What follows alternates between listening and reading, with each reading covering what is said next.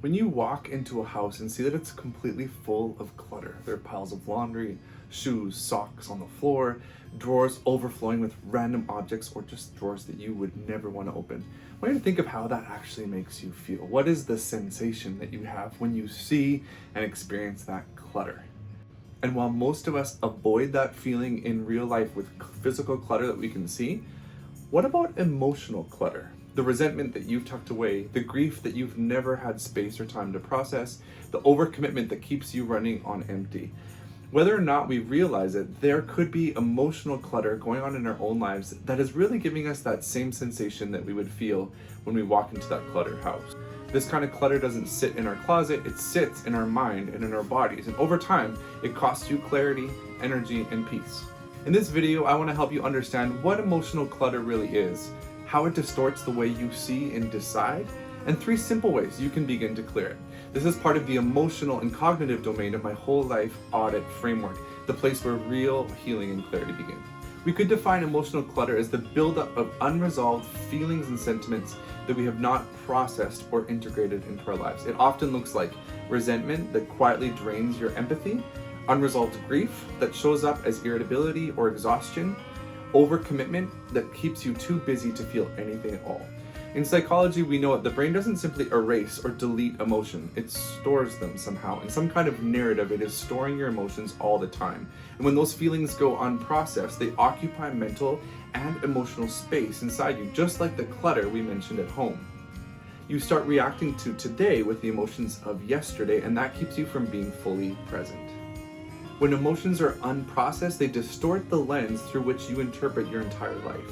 This has a great effect in the relationships that you have, because when your lens is affected in that way, you are unable to have genuine empathy. And without empathy, we can't have compassion. Without compassion, we don't have real relationships. From an attachment perspective, this is especially powerful. If you grew up in an environment where emotional expression was not safe or not encouraged at all, you likely learn to either suppress or intellectualize your feelings. This pattern will generally follow you into adulthood, tainting your relationships and the decisions that you make. Unresolved grief can make you overly cautious in life, or just this with general sense of numbness in your soul, where you are unable to truly engage in your relationships because there's something that is not allowing you on the inside. Think of buried anger that can lead to reactivity or being over controlling. Unhealed shame from your past that can lead to negative self-talk that steers you from the power of the truth in your life. Emotional clutter doesn't just weigh you down, it warps your entire perception of reality. You cannot see clearly when your inside is full of chaos and confusion. How can we begin to release the emotional weight and actually clear the clutter? We're going to talk about 3 small but profound ways that you can begin to shift your perspective and make the space in your own life. Number 1 is to name what's heavy. Most people cannot release what they haven't named. Take a few minutes to write down what feels unfinished or emotionally unresolved right now. Awareness is the first step in releasing it. And if you sit down and nothing comes to mind, and there's really nothing, you say, I don't think there's anything unfinished or emotionally unresolved right now, I would just encourage you to lean into the awareness piece. It could be that it's not that there's nothing there, it's that you have learned ways to ignore or not see the things that are unresolved. So go into this assuming that there is something unfinished. With curiosity, you're gonna find something different. Number 2, create emotional margins. Stop cramming your schedule so tightly.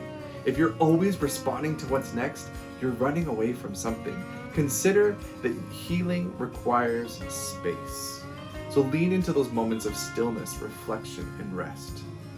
Number 3 is to repair and release. If your emotional clutter involves another person, something from the past, something that was done to you, or maybe just something that you interpreted and are holding against someone else, consider the act of repair.